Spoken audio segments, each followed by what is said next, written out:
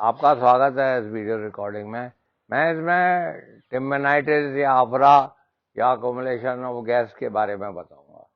तो मैं आपको पहले ये बता दूं कि मैं क्या क्या बताऊंगा। मैं ये बताऊंगा कि ह्यूमन डाइजेशन और कैटल डाइजेशन में क्या फ़र्क होता है और इसमें ईस्ट का क्या रोल है। हाँ, और इसमें जो है वो अगर ये हो जाए तो इसकी क्या इमरजेंसी ट्रीटमेंट है। तो इन तीनों बातों में तो पहले मैं आपको ये बता रहा हूँ कि ह्यूमन डाइजेशन और जो कैटल डाइजेशन में क्या फ़र्क है। तो कैटल में डाइजेशन जो है माइक्रोबियल होता है, हमें माइक्रोब्स होते हैं।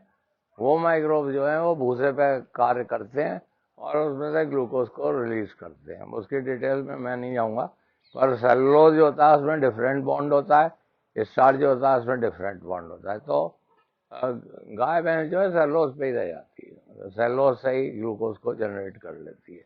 अब इसके लिए उसमें माइक्रो ऑर्गन्स होते हैं, उसमें 4 तरह के ऑर्गन्स होते हैं। एक तो है जो कि सेलुलोज मतलब भूसे पे काम करते हैं, दूसरे माइक्रोब्स जो होते हैं वो मक्का पे काम करते हैं, तीसरे माइक्रोब्स जो होते हैं वो खल पे काम करते हैं। तो ये 3 तरह के माइक्रोब एक माइक्रोब होते हैं, उनका कोई मतलब नहीं होता है, वो मीथेन प्रोडक्शन ही करते रहते हैं।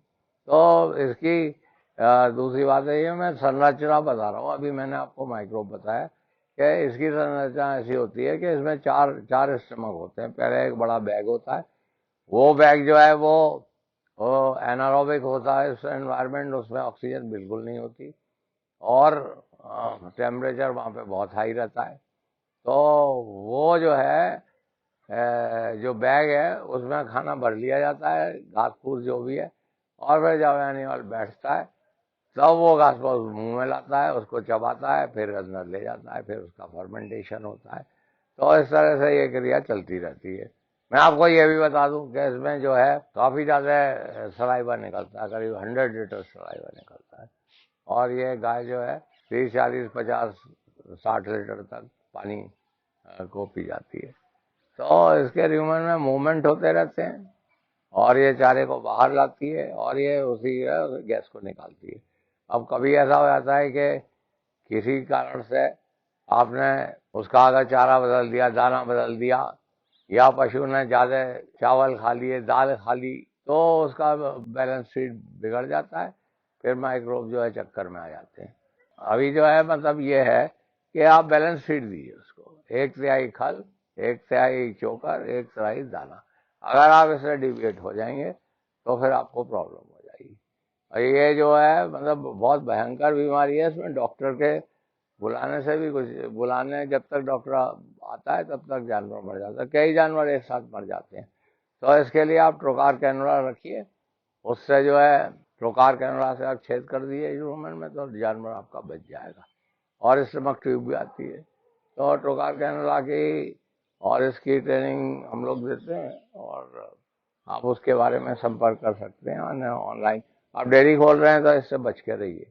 इसमें डॉक्टर के आने में थोड़ी देर हो गई तो एनिमल मर जाता है फौरन, क्योंकि वो, मैं आपको ये बताऊं कि वो 500 लीटर मीथेन बनाता है, 500 लीटर मीथेन बनाता है। वो मीथेन जो है बाहर निकलती रहती है मुंह के रास्ते। और मैं आपको ये भी बता दूं, जो विलायती गाय है ये बहुत ज़्यादा मीथेन निकालती है, जितना दाना ज़्यादा खाएंगी ये 500 लीटर निकालती है, और जो अपनी देसी गाय है ये कम निकालती है। तो इसके उपचार के लिए यही है कि इमीडिएटली वेटाजीन आता है एक, उसमें नोवलजीन है, स्पाज्मोटिक है, तो उसके लगा देने से ये हो जाता है। पर उसका बेस्ट इलाज है कि आप छेद करके हवा को तुरंत निकालिए, नहीं तो जानवर मर जाएगा। ब्लोटोसिल वगैरह कई चीज़ें आती हैं।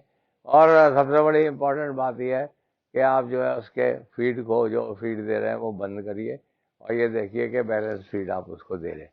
लोग मतलब बाजार का बनाया फीड भी देते हैं, फिर अपनी तरफ से कुछ डाल देते हैं, फिर उसको गुड़ दे देते हैं, फिर उसको तेल पिला देते हैं। तो आप गुड़ और तेल देंगे, थोड़ी मात्रा में दिया तो चलिए टेस्ट के लिए ठीक है, और ज़्यादा गुड़ दे देंगे, वो दे देंगे आप ज़्यादा तेल, तो उस पर लेयर बन जाएगी, माइक्रोब्स काम नहीं कर पाएंगे। और अगर आपने उसको गुड़ दे दिया ज़्यादा तो उसमें जो है वो लैक्टिक एसिड फॉर्म हो जाएगा, एसिडिटी, उसका पीएच चेंज हो जाएगा।